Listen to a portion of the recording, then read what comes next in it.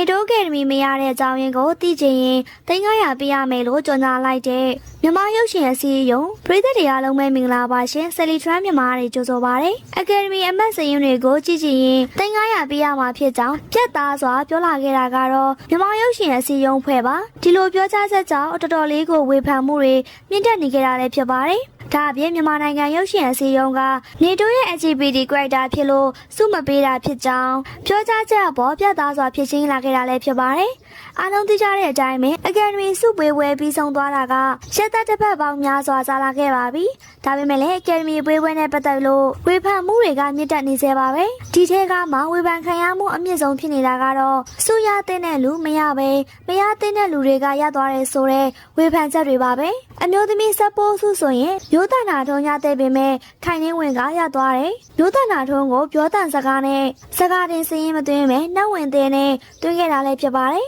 ။အမျိုးသမီးဆက်ဆောင်စုမှာလည်းဝုံမုံရွှေကမရပဲရနာဘောကရတယ်။အမျိုးသားဆက်ဆောင်စုမှာဆိုရင်လည်းမင်းသားစစ်စစ်ဖြစ်တဲ့နေမျိုးအောက်ကဇဘိုးအစစ်ဖြစ်တဲ့စစ်မဦးဆောင်ဝင်းနိုင်တို့ကိုကြော်ပြီးတော့ဇဘိုးစုရရှိခဲ့တာလည်းဖြစ်ပါတယ်။စသဖြင့်အများကြီးဝေဖန်မှုတွေလည်းရှိနေတာလည်းဖြစ်ပါတယ်။ဒါအပြင်ပို့ပြီးတော့လူပြောများနေတာကနေတိုးနဲ့မြင့်မြတ်တို့အပြိုင်စုရဖို့ရေပန်းစားခဲ့တဲ့အမျိုးသားဆက်ဆောင်စုအကယ်ဒမီစုကြီးပဲဖြစ်ပါတယ်။ဒီနေ့ဆက်ဆောင်စုကိုနေတိုးကိုကြော်ပြီးတော့မြင့်မြတ်ကမြေစာရုပ်ရှင်စကားနဲ့အကယ်ဒမီရရှိသွားခဲ့တာလည်းဖြစ်ပါတယ်။ပို့ပြီးတော့လူပြောများစရာက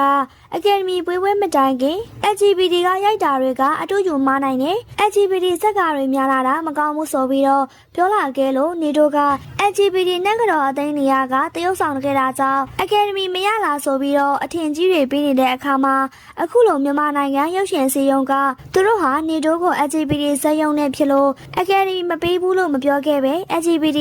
character များလာတာကမကောင်းဘူးဆိုလို့သာပြောလာခဲ့တာဖြစ်ကြောင်းစုတွေကိုလည်းပြက်ပြက်သားသားပေးလာခဲ့တာဖြစ်ကြောင်းမျိုးတနာထုံးဆိုရင်ပြောတန်ထက်နှက်ဝင်တဲ့နဲ့အမတ်များနေလို့နှက်ဝင်တဲ့ကိုစကားတင်စရင်ထဲမှာထည့်သွင်းခဲ့တာဖြစ်ကြောင်းတကယ်လို့နေတော့အပါဝင်အမှုပညာရှင်တွေအကယ်ဒမီစုမရတာနဲ့ပတ်သက်လို့တန်တရားရှိရဆိုရင်မြန်မာနိုင်ငံရုပ်ရှင်အစည်းအရုံးကို300နဲ့အလူထည့်ပြီးတော့အမတ်စရင်တောင်းကြည့်နိုင်ကြောင်းပြတ်သားစွာပြောလာခဲ့ရလဲဖြစ်ပါတယ်ဒီလိုမျိုး300ပေးမှအမတ်စရင်ကိုကြီးခွင့်ရမယ်ဆိုတဲ့ကြေညာချက်အသေးကြောင့်ပြည်သက်တွေကြားထဲမှာပို့ပြီးတော့ဒေါသထွက်စရာဝေဖန်မှုတွေအကြီးကျယ်ဖြစ်လာခဲ့ရလဲဖြစ်ပါတယ်တာမယ်ပြည်သက်တွေအနေနဲ့ကတော့အကယ်ဒမီဆိုတာပြည်သူချစ်တဲ့အမှုပညာရှင်တွေကိုဝိလေမြင့်သားမှုအပြေအဝနဲ့ခုံညွတ်ချင်းမြင့်တဲ့ပွဲမျိုးဖြစ်စဉ်ကြီးခဲ့တာလည်းဖြစ်ပါတယ်ဒါပေမဲ့လည်းအခုလိုမျိုးငွေကြေးပမာဏအမြောက်အများသတ်မှတ်လိုက်တာကတမင်သက်သက်အမတ်စင်းကိုလာမကြည့်ရအောင်မကြည့်နိုင်အောင်ကန့်သတ်လိုက်တာလားဆိုပြီးတော့တန်တရားတွေဝင်နေရလဲဖြစ်ပါတယ်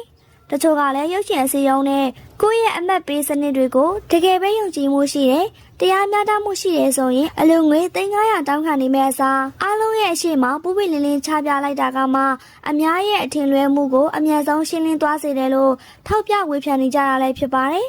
အထူးသဖြင့်နေတိုးလိုမျိုးနိုင်ငံကျော်ထိပ်တန်းမင်းသားတယောက်ရဲ့ပြည်သက်တွေရဲ့အတွက်ဒီလိုဖြည့်ရှင်းချက်ဟာလုံးဝကျေနပ်စရာမဖြစ်နေပါဘူးအမှုပညာရှင်တွေကိုယ်တိုင်ကလည်းဒီလိုကိစ္စနဲ့ပတ်သက်ပြီးတော့တစုံတရာတုံ့ပြန်ပြောဆိုတာမျိုးမရှိသေးတဲ့အတွက်ရှေ့ဆက်ပြီးတော့အမှုပညာလောကမှာဘလို့ကြရက်တွေထပ်ဖြစ်အောင်မလဲဆိုတာကတော့စောင့်ကြည့်ရအောင်မဲ့အနေအထားမှာပဲရှိသေးပါတယ်ဗီဒီယိုလေးကိုကြည့်ရှုနေကြတဲ့ချစ်ပရိသတ်တွေကရောရုပ်ရှင်အစည်းအရုံးရဲ့အခုလိုမျိုး300သတ်မှတ်လိုက်တဲ့ဖြည့်ရှင်းချက်အပေါ်မှာဘလို့လေးတွေမြင်လဲဆိုတာကောမန့်မှာရေးသွားပေးခဲ့ကြပါအောင်ရှင်